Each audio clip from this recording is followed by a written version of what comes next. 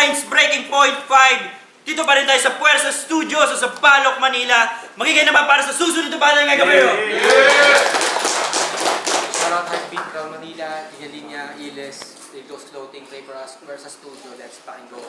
Ito, umpisa na natin para sa numero 1 for tournament sa kanan ko representing Makati. Magingay para kay Santana.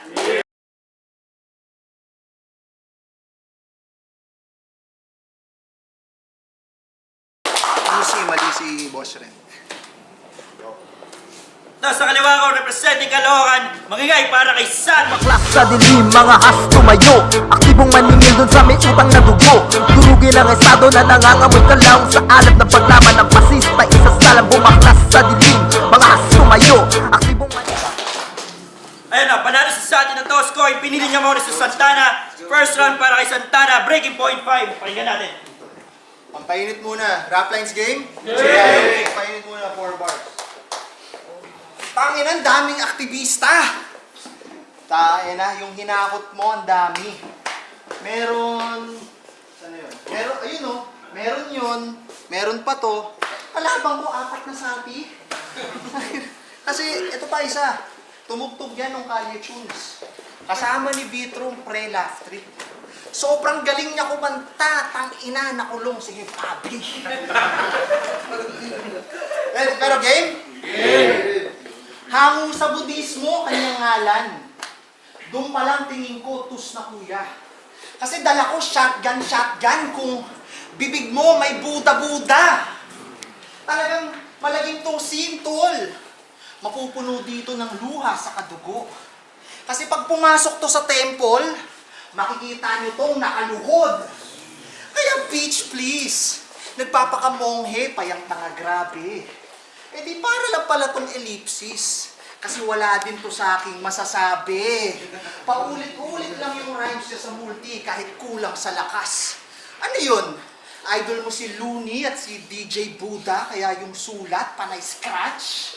Kasi yung sabi niya kay Yuan, si Yuan, bobo ka daw sa politics.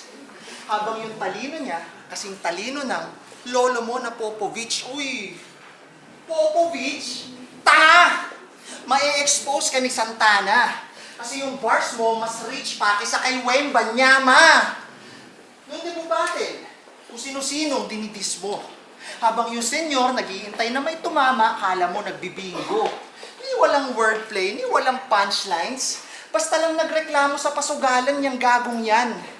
Pre, huwag kang mag-alala. Ngayong gabi, di ka magiging manok kahit ni Atong Ang. Kasi ngayong gabi ako'y naka-all-in Brad. Ito walang halong bluff na kung sunerte kang nakapasok ng tournament, tonight you're out of luck. Kasi outdated ang ratings. Tapos bansot, wala pang aura. Eto na ba yung panchamp mga chong? Eh mukha nga itong kinumpres na Serdeo tapos yung katawan June sa Balton. 2 battle pa lang yan, paano makakasabay ito? Boss Ren, kung ganun pala, sana yung rag na lang yung pina-welcome mo. Para inapagkapakan ko! Kasi yung mga estilo nyo, namimisikal, nandidistract, para magmukha yung violent. Naghahanap kayo ng fade sa hip-hop, tignan nyo, ang pangit ng gupit. Kaya tinutodo pag-aaktivista kasi ganun yung mga rookie mang-impress. Pero hinuholo niyang mga rima, pansinin nyo, mga multing Ingles. Sa bitch, walang paninindigan. Kaya yung branding i-revamp. Tibak na lalim-laliman na ang underwear tibak. Wakas pak. Kaya di mo ko uumusan. Ikaw ay laughing stock kasi tinalo lang ni Yuan. Kaya andun ko sa kwago, tumutodong tanga ka, pero tinatalo lang din ni Aibo ay bobo talaga. Pero ganun pa man, salamat kasi nandiyan kayo. Sana kasama namin hanggang sukdulan. Legasiya kasi nakasalalay, kaya lahat kami pupukan. Pwede nila akong matalo at gawin na tungtungan. Pinagtataka ko lang man, paano mo ako matatalo at tinalo ka ni Yuan? Time, first round para kay Sati. Sinita pa yung buhok ko. Yan na ba yung bara mo nagpapagod? Tangina, sinita yung buhok ko nitong 30 anyos na napapanood. Oo, matangkad ka nga, Santana. Ito lang yung gusto kong ipabatid. Matangkad ka nga, Santana, pero kalaban mo, David. Kasi Sapi versus Santana, match up na walang naghahanap. Pero wala na yatang masasarap sa panalo kong malalasap. sa panalo kong malalasap. Ibabandera ang watawat, may hirap at mga salat. Dito sa peke, sa kulturang halatado lang nagpapanggap. Kasi si Lloyd James Sayas, pumasok sa battle rap to feel his soul made younger. Kaso malas mo tinapat ka sa isang cold game runner. Inugat ka na sa laro na parang folded lumber, still trying to talk big na parang old lame Stana. Kasi pangalan ni Santana dati, James Strange. Kilala ka namin, James Strange. Hindi ka bagay sa main stage. Ano, umaasa kang sumikat pagkatapos ng name change? Mga bigati ng kagrupo, lahat nagpalit pangalan. Si Delano at si Ice ayan ang nagsilbing kasangkapan. Nung name change, naging saving grace, pinang-resuscitate na yan. O baka naman naliwanagan, na-illuminate sa sun? Magpakita ka ng galing so that you'll prove it like a man. Di ka pinalakas ng name change, nag-hallucinate ka lang. Kasi Santana, gigisingin na kita sa ilusyon mong binubuo. Papamalas sa'yo ang kaba, premonition tong magyuyuko. Ibubunyag kong ako tataga sa baon mong nag-uulo. Mga kataga ko ang itak at ako mismo ang magbubuko. Kasi pagiging rapper sa subdivision ng napili ng life hack. Dating kagrupo to ni Price Tag. Tas tumandang pasabit-sabit, naging labubo ni Ice Rocks. Kasi panggap na gangster itong yapper na squatter sa hip-hop. Pati sa pagpili ng kakampi, banu ka sumipat. Sabi na nung huli ng laban, no, Yome, hindi ka laban si Superfly. Kakampi siya ng hip-hop. Bitch whack! Please stop! Isko Moreno, kakampi ng hip-hop. Yan ay malaking insulto na sa mga youngstana na sa Menjola naghirap.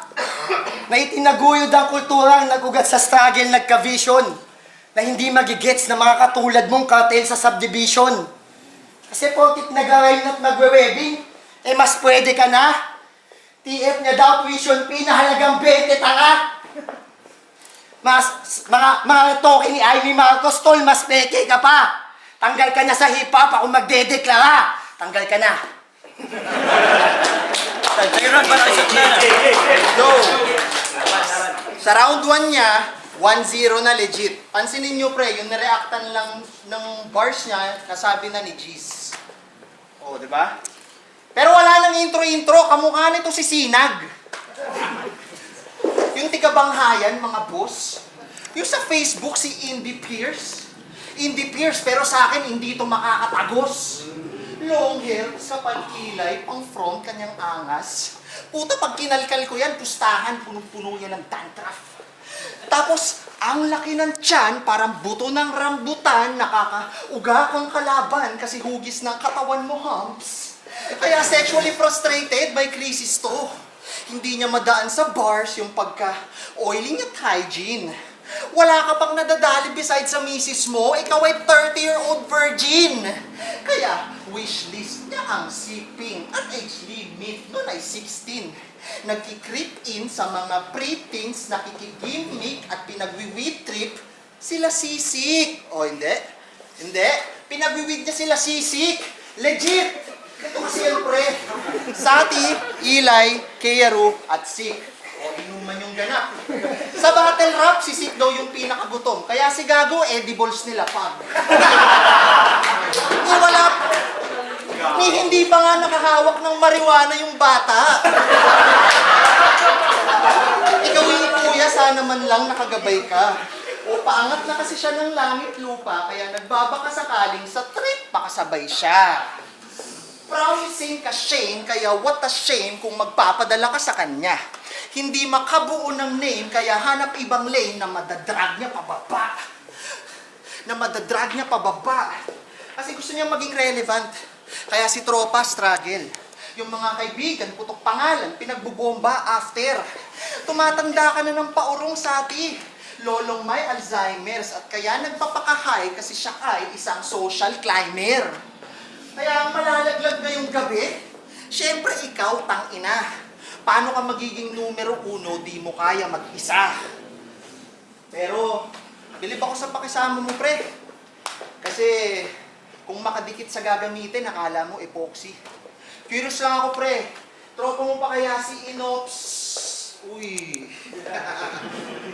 Issue. Pero di ba kagrupo niya din si Balakid? Sa sarap niyo duraan. Tell me who your friends are and I'll tell you, you're badang! You're badang, kaya ano, Mr. Aaron Montilla? Teacher yan sa PhilSCA. Sa Philippine Science and Aeronautics. Uy! Ingat sa mga babae mo estudyante kasi yung mga teacher nyo, Teacher Aaron Naughty. Uy! Tunog motus! Tunog motus! Huwag kayong mainis par. Bit, gusto mo set mo next year, numero 1 naman. Sa pedestal. Time, second round, parang isa. Yeah. Ganyan ba pag active sa sports? Kung mag-deliver, parang patang bata. Walang yaka. Sarap po hampasin ng planggana. Aktibo yung lifestyle pero sa battle walang gana. Kasi nagbo-boxing to si Santana. Kahit katawan niya'y nakasanla na. Sa mga bisyo niya nung bata pa. Talaga namang sasama kapag may gwapong boksingerong nayayaya siya. Tapos post niya pa yan sa FB. Masyado kang pabida. Nalaman ko, nagbo-boxing ka pala kasi sasali ka sa liga. Pero kakaiba itong mag-basketball. Hindi siya nagme-medyas. Ang rason kasi nung bata siya, natoma siya sa etchas. Nataihan mo medyas mo. Yan ang bangungot mong dala. Simula nun, ayaw mo nang nababalutan yung paa. Tapos minatapobre mo si Hicks sa mga sikyo yung puna. Ikaw naman pala yung mayaman. Mayaman sa alipunga.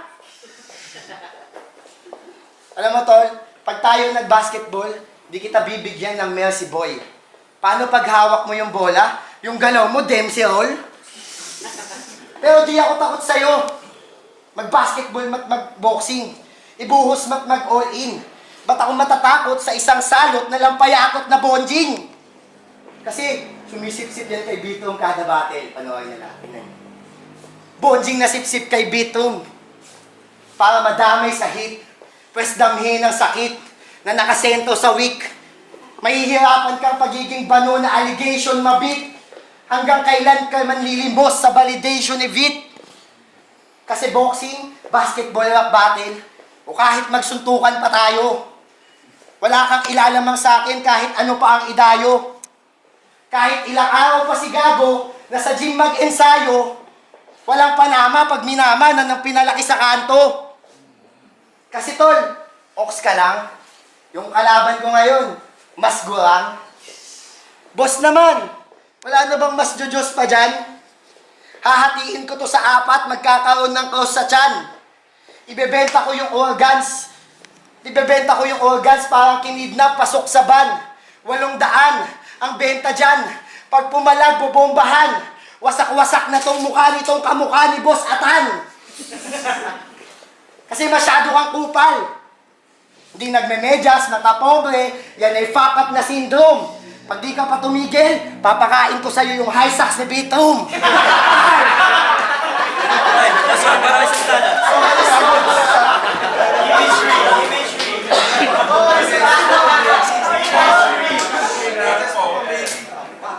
Yo!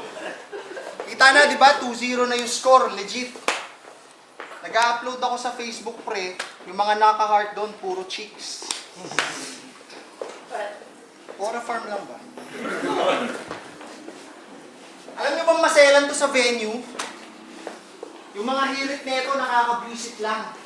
Hoy, Sati, wala kang pakialam kung puro busina at low quality yung mga battle sa Ikisan. Kasi maingay daw sa venue nila. Nangaaning tong banong to. Galit ka sa busina, di prone ka sa road rage, mababaril ka sa ulo. Kaya akin lang sa sagasaan. Papuntang finals ako'y walang liku-liko. Kaya pag nakarinig ka ngayon ng busina, asahan mo hindi ako hihinto. Kasi ang pangit ng mga piyesa, puro ka-artehan ng content. Sanay ito sa aircon ng puwersa, kaya ang talunin ko, pre, no sweat. Kasi mahilig yan sa malamig. Kaya pala sabi mo kay Yuan, bulol daw ako sa R, sabi ng Apple Mooks. Bulol daw ako sa R kasi yung R ginagawa kong double use. Uy! Tangina pre, usap nga tayo. Pinapasabi ni Saint Ice na putang ina ka. At di ka niya mapapatawad. Hindi ka nga bulol sa R kasi ang tawag sa'yo magnanakaw. Kaya buong linya yung ginaya. Mahiya ka naman onti. Kinagat ba naman yung ice? Nanlalamig ka tuloy ngayon, pre. Kasi magki-cadence lang yan. Basic. Pag dinisect, yung kita yung... Kasi magki-cadence lang yan. Basic. Pag dinisect, nonsense. Kaya pagtapos ng battle, etong generic, tatatakan ko ng brand X, matuto kang sumapak. Kasi rap lines to, hindi banghayan. Isa kang progresibo na wak na sa battle rap na pag-iwanan. Kasi paano ka magiging numero 1 champ? Kasi para maging numero 1 champ, sa rap lines ikaw magre-represent. Payag kayo ganito? Tuwing rounds mo, tunog flip-top nung 2010. Alam nyo anong may cadence din? Papaya ni Badang. Kaya ba't ako mahihiya kung tunog motos ang sound? Creative artist ako, hindi ako mag-a-adjust kung dito maiintindihan ng crowd. Pero, bias din talaga kayo, no? Kasi laugh trip kayo pag sinabing, action speaks greater than words. Lakas talaga ng... Kita pa talaga sa rap lines may favor? Oh, sige nga. Sino may sabi nun? Senyor. Si Senyor. Kita mo? Yung wrong kita mo? Natalo mo siya? Wala kang na-impress. Wrong grammar niya, naalala, pero bars mo hindi. At kaya kung ba't ako gumamit ng linyang pang trending, nireference ko si Senyor kasi ako ang magwawagi sa MB. Last round para kay Sinati. Si Lloyd James, mood sa flip-top sa Reddit. Yan ang kanyang gimmick. Kaya grabe humirit nang sa mga event makasingit. Para matest kanyang limit, nagpasa ng entry para sa 1 minutes. Tanga, makakapasok ka lang ng flip-top pag bumili ka ng ticket. Kasi mga kasabayan niya sa eksena, si Kulas tsaka si Blitzen, lahat nakausad ya. Ikaw Santana, makupad ka. Di ka sinali sa laro, sila nasa langit lupa na. Habang si Santana, mananatiling punching bag ng mga baguhan sa liga. Panay baduyang adhika. Walang bago na balita. Mananatili si Santana bilang bato kang mahina. Tapos sa labas ng rap battle, sell out sa lahat ng larangan. Sa pagiging corporate slave at pagiging instructor sa pamantasan. Kasi professor daw to sa Lasal. Baka instructor sa university na sa Lasal kumopya ng pangalan. Diploma milyang binild at ikaw ay nagsilbing kasangkapan. Habang mababa naman ang bitbit nyong pamantayan. Para sa CHED, dapat pag college instructor, dapat required na may lisensya. Dapat required na may lisensya. Hindi sapat sa rap battle yung may malinis na konsensya. Kasi nung naging guro to, mga EPI ng mga EA, pakampanteng kinolekta. Hintayin ang paglabas ng mga estudyanteng minolestya. Hintayin ang paglabas ng mga estudyanteng minolestya. Di ba sabi mo kagrupo ko si Balakid? Pwes, ako yung magiging balakid dyan sa mga plano mong badong. Ngayong gabi, ikay baon. Hindi ito yung balakid na groomer, ayaw kong maging ganon. Ako yung magiging balakid sa pangarap mong maging kampyon. Kasi itong katolikong hapo na may malakonyo na tato. Lumalakas ng loob nitong bano pag may kasama siyang santo. Pray for us, sambit nila. Mga taong madasalin. Pues kahit magpakasakristan, ako yung pari babatain. Parang hinain nyo na ostya, harap-harapan makakain. Kasi kahit anong luhod sa santo, walang silbi ang panalangin. Ngayon patay na tong santo. Pinulbos na't di na kailangan pang maagnas. Inangat ko pataas. Inangat pati antas. Sinagad ko pa sa gas, inapuyan ng marahas. Santana, kinawawa, hinarap kay Satanas. Ngayon, kita-kita na sa next round ng tournament. Doon ako sunod na mambabaon. Pinaranas sa'yo yung tunog rap lines. Di ba ikaw yung nagtatanong? Yeah, para kay Sinati. Yung rap lines, breaking tayo sa Puwersa Studio. Magingay ulit para kay Sati tsaka kay Sati. Yun, puta kita dikit. Pero ang boto na urado, 5-0 para kay Sati.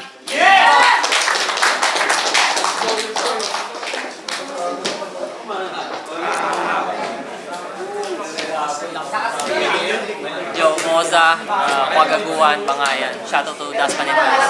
Shoutout kay Hannah Jane. So, Sati versus Santana, binoto ko si Sati. So, explain ko kung bakit.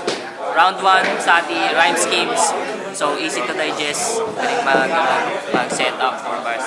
Yung kay Santana, medyo nahihirapan siya i-deliver yung punchline, pero digestible. I would say, ang ganda pa rin, sobrang creative nilang dalawa. Pero binoto ko sa Sati round 1. Round 2, Santana kasi, what the fuck, tanginang angle yan. Sobrang resourceful, tapos sobrang nagamit niya yung angle na yun sa napaka-effective na paraan. Na-damage siya si Sati doon. Even Sati admit na may ganong klaseng commotion. Back yung kay Boss Ren.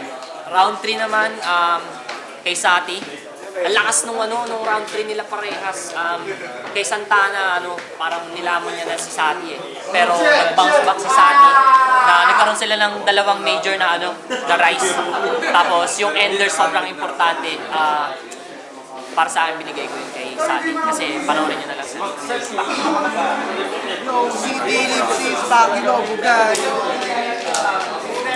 Overall ko na lang siya i-judge.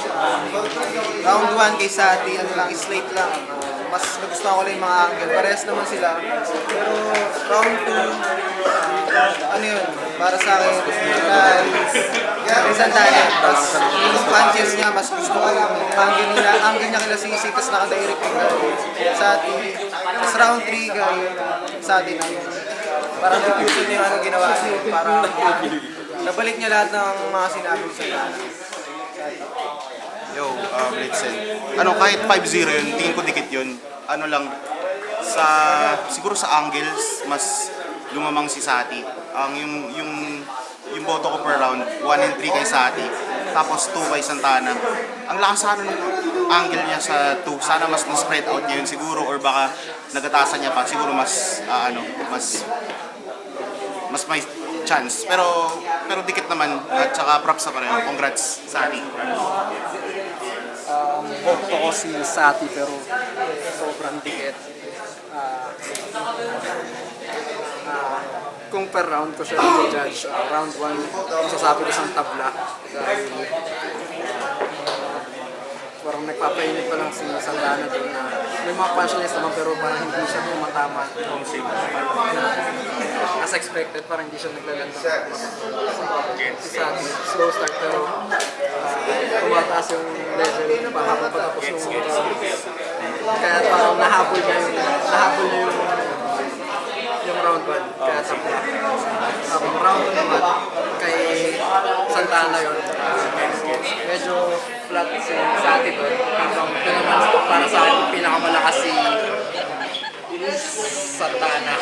Habang I love you, sa round 3, kaya naman sa round 3 kay Sati, ang lakas ng lines kay Santana naman medyo yung ibang angles doon medyo hindi connecta ng angles.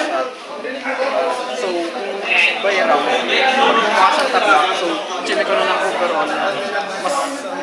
Mas preferred ko yung angles na ginamit ni Sati sa overall na nakukuha niya yung patapos ng round, lumalakas siya, nagkakaroon siya ng momentum natatapos siya ng ayos na malakas, naka-affect din para sa akin, Sati. Yo, it's Maru. Shoutout. What the fuck? Ano ba to? Moro Beats. Yo, grabe. Shoutout sa nanay ko. Makikita niya ako sa YouTube. Binoto ko Sati. Siguro, ang tingin ko lang siguro is